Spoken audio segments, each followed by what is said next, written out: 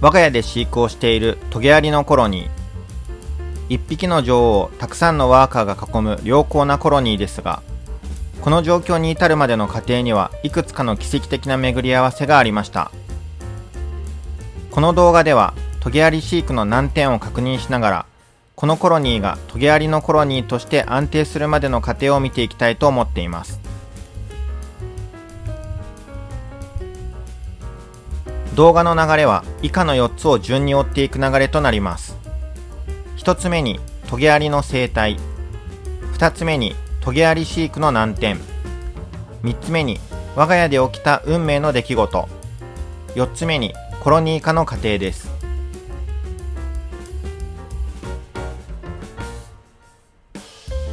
それではまずトゲアリの生態について確認していきましょう。トゲアリの生息地は本州、四国、九州まで。日本でのトゲアリ生息地の最南端は屋久島あたりまでとされているようです。営巣場所は立ち木の洞やくぼみ、空洞部分。どちらかといえば風通しの良い雑木林などで見つかる傾向がありますが、生息数は決して多くはなく、どこでも見られるようなアリではありません。コロニー形態は女王が1匹のみの単子性。そしてトゲアリの生態の最大の特徴は一時的社会寄生種であるということです。トゲアリの新女王は単独ではコロニーを立ち上げることができず、結婚飛行後に黒オオアリや胸赤オオアリの巣内に侵入します。これらの種のコロニーへの寄生が成功した場合、トゲアリの女王は自らのコロニーを立ち上げることが可能となります。またコロニー化した後のトゲアリのコロニーは他種への依存が必要なくなるため、コロニー創設時のみの一時的社会規制ということになります。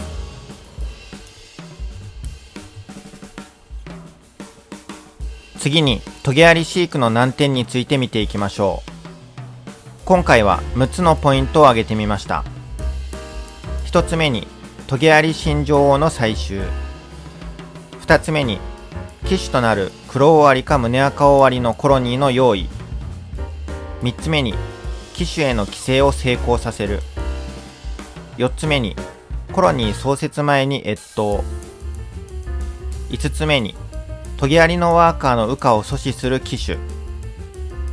そして6つ目にコロニー化後に起きるコロニー形態の変化です。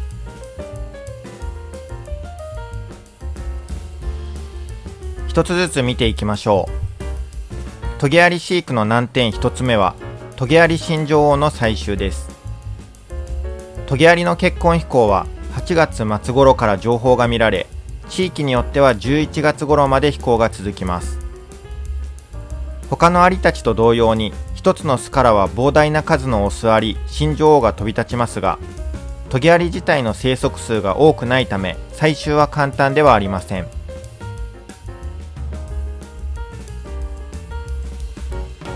トゲアリ飼育の難点2つ目は機種となる黒オオアリか胸赤オオアリのコロニーの用意です。トゲアリは新女王単独ではコロニーを立ち上げることができません。トゲアリの新女王をうまく採集できた場合、次に関門となるのがトゲアリの寄生対象となる機種の用意です。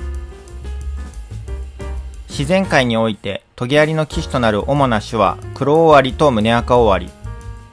トゲアリ飼育にはこのいずれかの種のコロニーを用意し、犠牲となってもらわなければなりません。飼育して成長させたコロニーや野外採集でコロニーを用意できたとして、管理中に愛着の湧いてしまったコロニーを犠牲にするのは少々心が痛みます。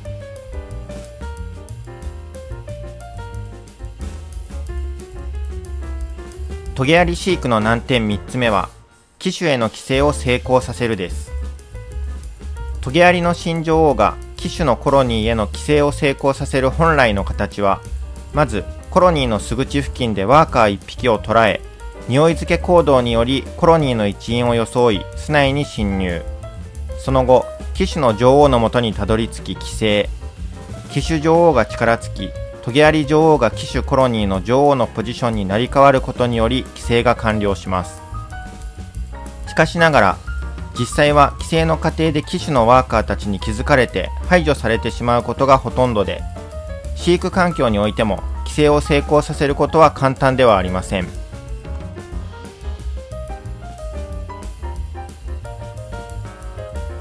トゲアリ飼育の難点4つ目は、コロニー創設前に越冬。トゲアリの結婚飛行は夏の終わりから秋にかけて行われます。飛行後に寄生を行うという生態であることも重なり、年内にトゲアリのワーカーが生まれることは期待できません。いつ壊れるかわからない寄生コロニーの状態で長い冬を越えなければならないことも難点の一つと言えるでしょう。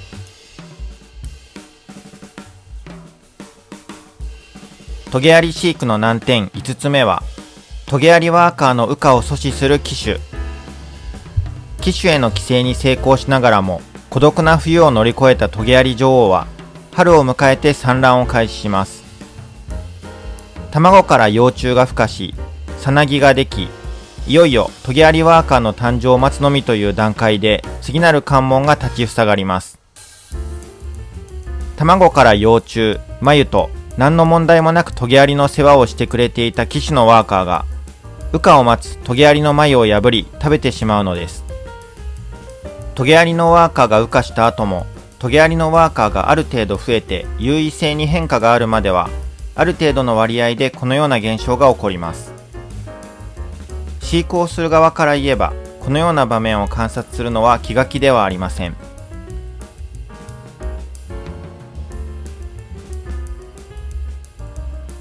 トゲアリ飼育の難点6つ目は、コロニー化後に起きるコロニー形態の変化です。騎手の力を借りてトゲアリのワーカーが羽化し、その数が一定のラインを超えたとき、騎手のコロニー形態からトゲアリ本来のコロニー形態へとシフトする現象が起こります。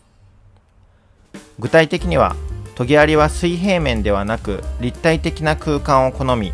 やや通気性のある空間を好むため、それに合わせた飼育巣を用意する必要があります。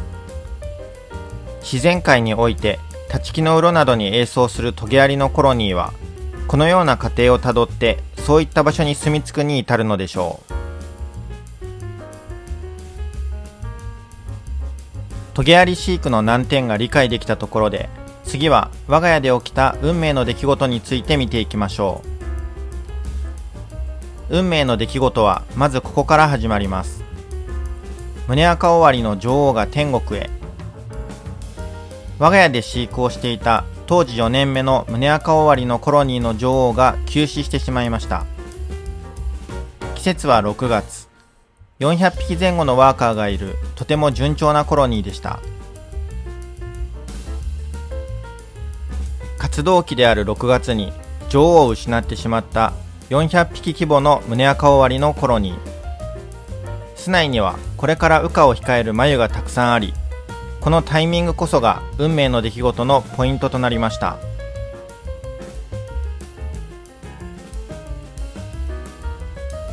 もう一つの運命の出来事は、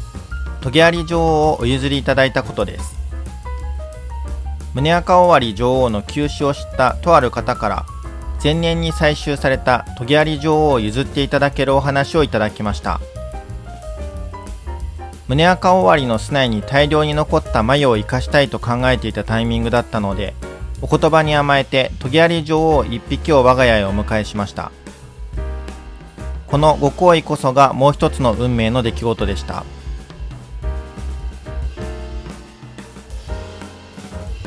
最後にこれらの運命の出来事を踏まえ、我が家でどのようにトゲアリのコロニーが出来上がっていったのかを見ていくこととしましょう。いくつかの巡り合わせにより突然手元に揃った胸赤尾張の繭とトゲアリ女王。これらを活用してまずは寄生を開始することにしました。この時点でトゲアリ飼育の難点におけるトゲアリ新女王の採集、騎手となる黒尾張か胸赤尾張のコロニーの用意、そして時期的にコロニー創設前の越冬はクリアできている状態です。2021年6月4日、まずは小型ケースに入ったトゲアリ女王に胸赤終わりのワーカー1匹を合流させます。この合流はリスクがあるので、ワーカーは1匹ずつ導入します。幸い、今回はさほどの抵抗はなく、すぐに2匹のワーカーを合流させることができました。次に、胸赤終わりのコロニーに残された大量の繭を取り出します。繭の数は約100個ほど。こうして見るとなかなか壮観です。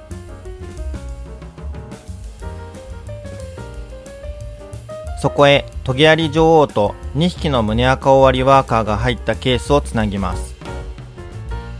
ここからはこの大量の繭から羽化したワーカーがトゲアリ女王の取り巻きとして追加されていく3段です。この方法は毛アリの仲間に寄生する草アリやアメイロ毛アリなどの飼育をする際にとても有効で、繭から羽化したワーカーは基本的にほぼ女王に対する攻撃を行わないため、寄生コロニーを作る成功率がぐっと高くなります。ただし、この方法をトゲアリに対して行おうと考えた場合、トゲアリ女王が飛行する時期と胸赤終わりなどのコロニー内に繭がある時期があまり合致しないため、ほとんど行うことができません。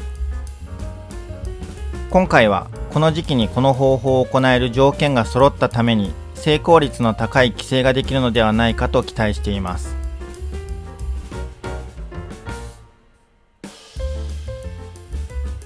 6月7日、ワーカーは5匹でしょうか。数が増えています。ワーカーが増えている理由はこちら。胸赤終わりのワーカーが繭から新しいワーカーが羽化するのを補助しているのです。新しいワーカーは自らの力で繭を破ることができません。そのため繭を導入して寄生を行う際にも必ず数匹の先輩ワーカーが必要となります。ワーカーが増え、そのワーカーが羽化を手伝い、新しい胸赤終わりのワーカーが徐々に増えていきます。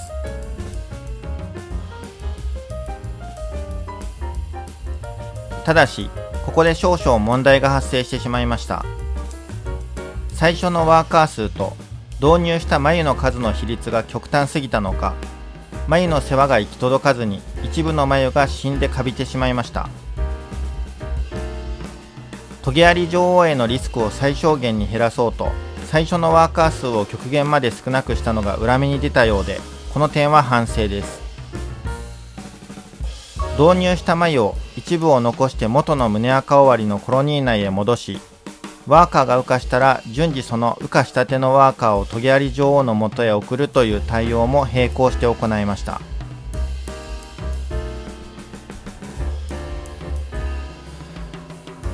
かくして胸赤終わりのワーカーの導入を続けた結果、トゲアリ女王と胸赤終わりワーカー約100匹からなるコロニーが出来上がりました。繭からの羽化、もしくは羽化直後のワーカーを活用したため、トゲアリ女王に対する攻撃は一切ありません。また、トゲアリ女王は寄生後すぐに産卵し、寄生後約2ヶ月となる8月の時点では、巣内には卵から孵化した幼虫も確認できるようになりました。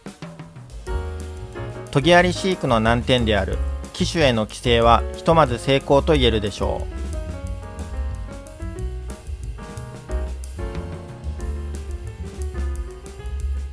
10月、コロニーが少々窮屈そうであることと、今後のコロニー拡大を見越して飼育巣の増設を行いました。幼虫の生育は遅く、冬入りを前に繭などが出現することはありませんでした。しかしながら、コロニーが安定した状態で冬を迎えられるということは、一つ安心を与えてくれるポイントです。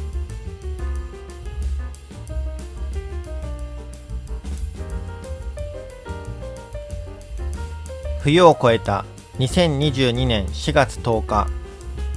トゲアリ女王、胸赤終わりワーカーともにほとんどダメージを受けることなく春を迎えました。巣内を見るとすでにトゲアリ女王の産卵が始まっているようで、大きな卵塊が確認できました。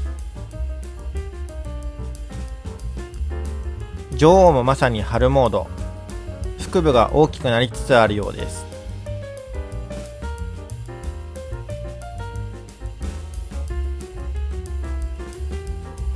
4月28日、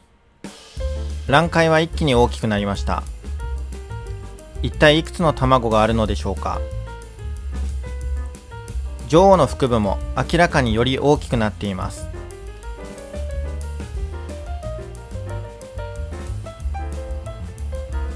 5月25日、室内には卵塊に加え幼虫の生育も目立つようになってきました。サイズの大きな幼虫はおそらく昨年誕生して冬を越えてきた越冬幼虫でしょ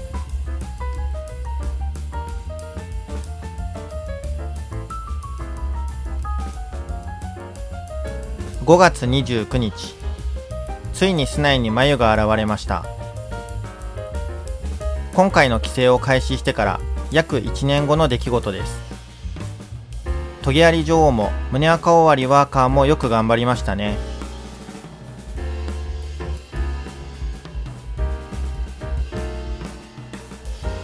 6月16日、室内の繭の数は一気に増えました。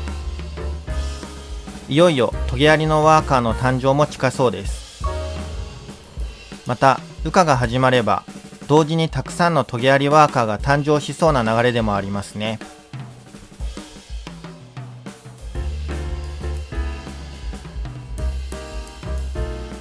7月8日、ついにトゲアリのワーカーが誕生しました。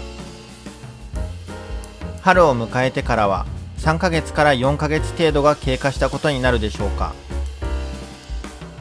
羽化して間もないワーカーはまだ色が薄く動きも遅いですが、寄生コロニーで胸赤オワリのワーカーたちから世話をしてもらっているため、さほど華奢な印象は受けませんね。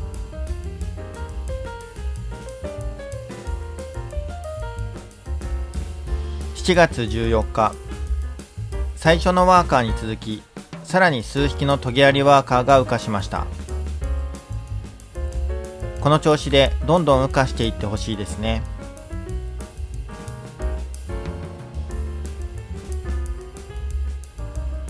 7月15日、この日はこんな場面を目にしました。羽化の補助を途中で放棄されてしまったトゲアリワーカーや、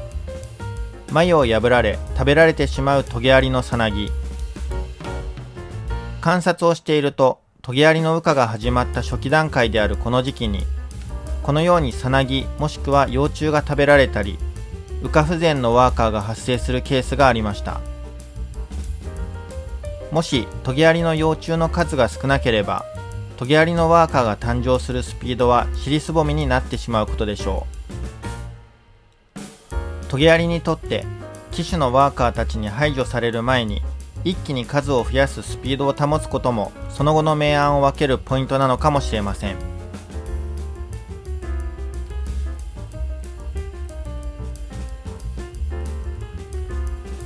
8月11日、コロニー内には多くのトゲアリワーカーがあふれています。胸赤オワリワーカーによる羽化の阻止の影響は限定的で、トゲアリワーカーが増えるスピードが十分勝っていたようです。それと同時に室内ではとある変化が起き始めていました。胸赤オワリが大半を占めていた時には見られなかった幼虫や繭を一箇所に立体的に積み上げられる行動が現れ始めていたのです。これはおそらくコロニー内でトゲアリワーカーが一定の割合以上に増えたことをきっかけとしたコロニー形態の変化の序章です。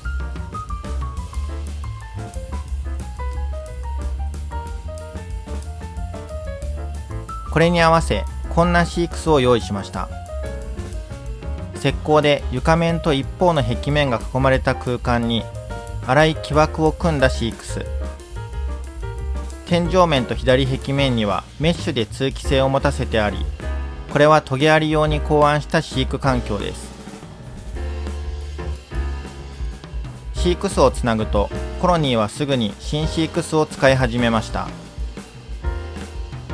壁面と木枠の間の空間に固まるワーカーたち。胸赤尾張のコロニーであれば決して見られない行動です。トゲアリの初ワーカーが誕生してからわずか1ヶ月半、ほぼ胸赤尾張の振る舞いだったコロニーは瞬く間にトゲアリのコロニー形態へと変貌を遂げてしまいました。これはドラマチックでもあり、反面恐ろしい光景でもあると感じました。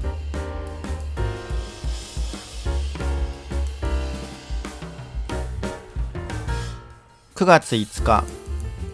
この日はさらに劇的な出来事が起こりました。室内で衰弱した様子の胸赤尾張のワーカー。寿命にしては早いですが、たまたま弱ってしまったのでしょうか。しかし、室内餌場と確認していくと、恐ろしい光景が広がっていました。餌場に廃棄された大量の胸赤尾張ワーカーの死骸。餌場の掃除は毎週行っているので、この死骸はほんの数日の間に一気に捨てられたということになります。そう、これはトゲアリがコロニー化に成功し、不要となった寄種胸赤尾張を巣から排除したのです。この時期を境にコロニーは完全にトゲアリのものとなりました。短期間での出来事、本当に言葉を失う光景でした。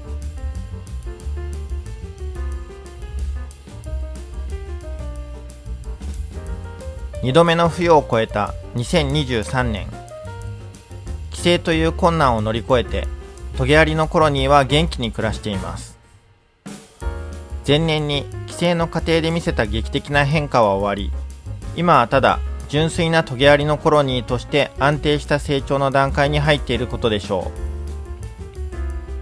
う。2023年7月の時点でのワーカー数は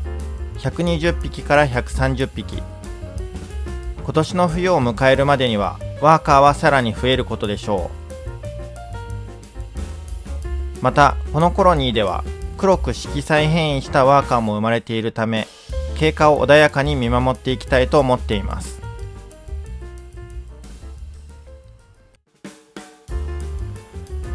いかがだったでしょうか。今回は我が家で起きた胸赤尾張女王の突然死から始まった奇跡の巡り合わせから、リスクの低いトゲアリ規制が実現しました。またトゲアリがコロニー化していく様子を観察していく過程で、胸赤尾張主体のコロニー形態からトゲアリ本来のコロニー形態への劇的な変化も観察することができました。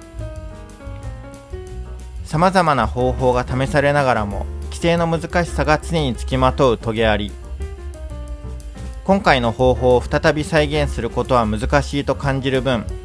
このコロニーを大切に飼育していきたいと思っています。今回は以上で終わりになります。ご視聴ありがとうございました。